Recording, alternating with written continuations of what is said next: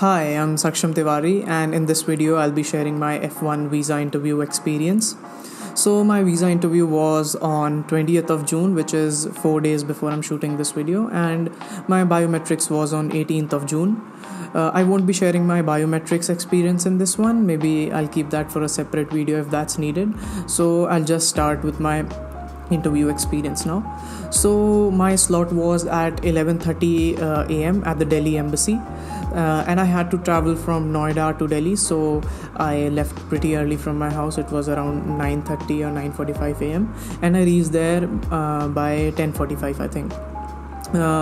Meanwhile, I went and submitted my phone at the counter. There was a counter which took rupees 50 for submitting your phone, and there was also a bag submission counter alongside that. I think it was rupees 50 or rupees 100 for that. I don't exactly know about it.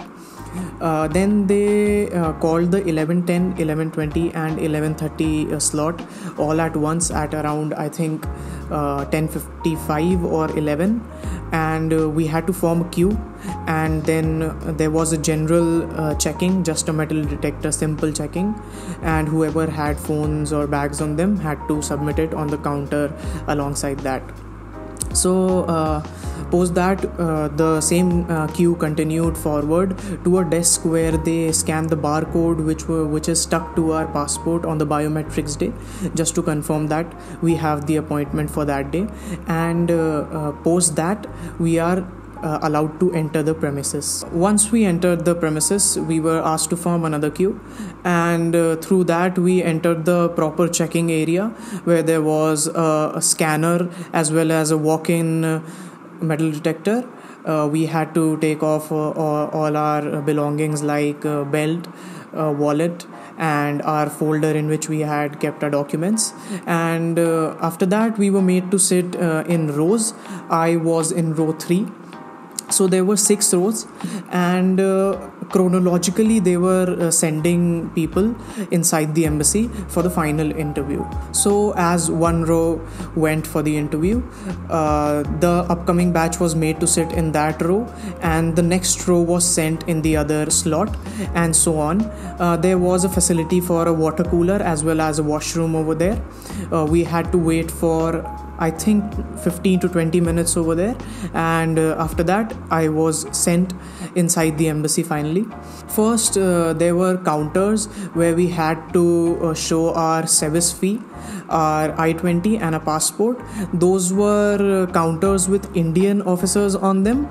There were no American officers at those counters. But after that, we had to give our either left 4 fingers or right 4 fingers print on a scanner, and I remember there were American officers on that counter. So the process is a bit different from other consulates at Delhi.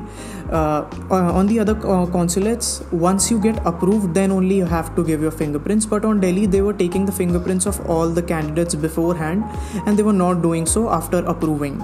Once this was done, we were sent in the main hall where there were counters on which the actual interview was going on.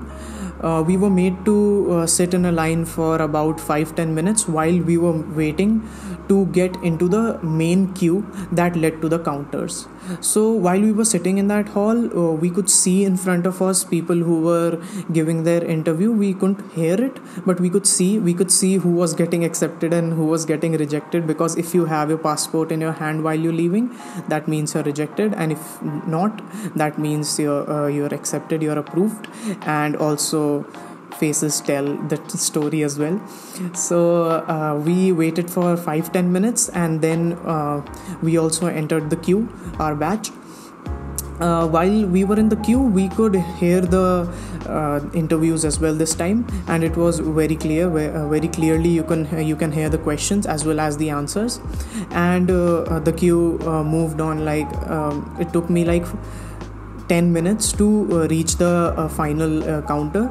So the thing is that each counter has 3 people standing in front of it, and once the interview of one person gets done, another person is called to get behind the queue. So each counter had 3 people in front of it, and when you were in the final stages of that queue before entering any counter, you could like hear everything very clearly, very properly.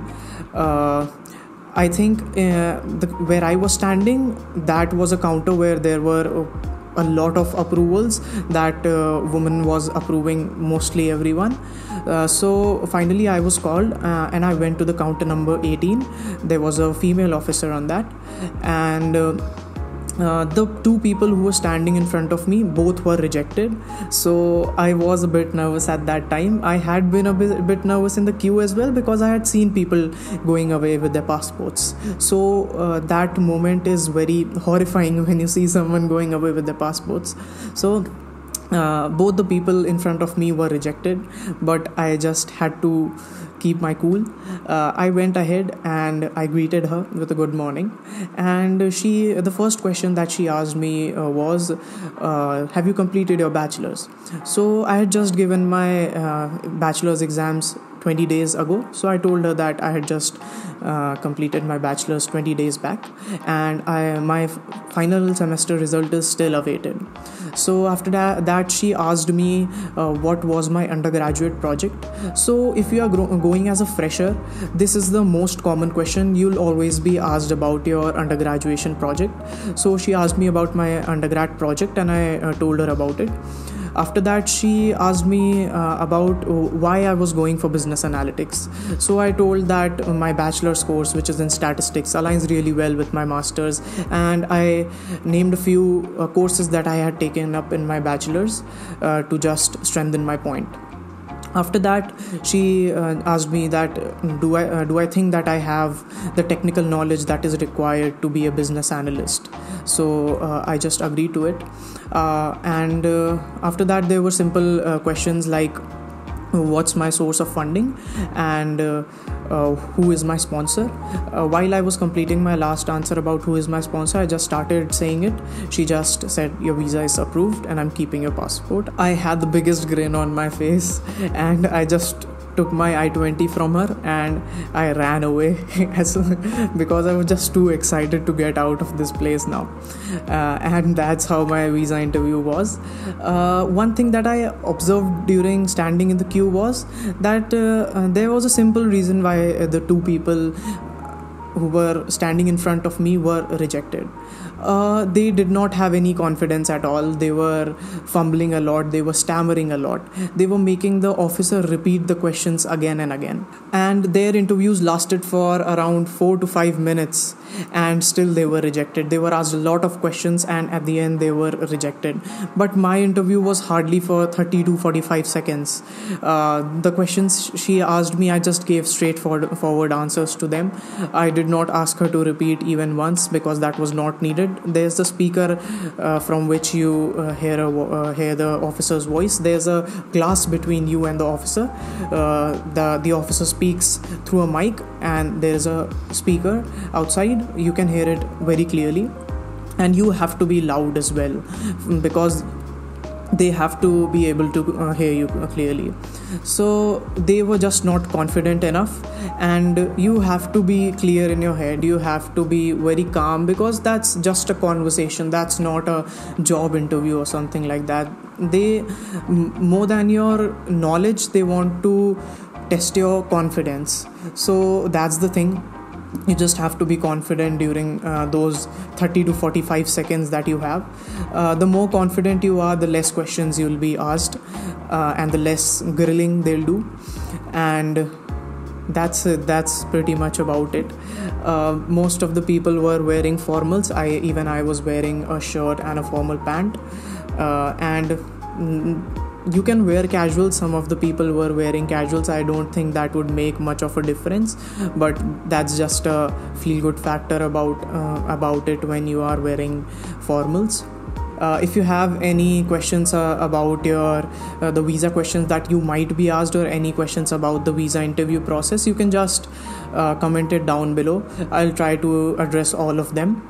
Apart from that, I'll leave a few links of Telegram channels where people share their F-1 visa interview experiences. You can have a look at them. You'll understand the type of questions that are generally asked and how to answer them. Those were very helpful, since most of the questions are asked in a similar pattern only.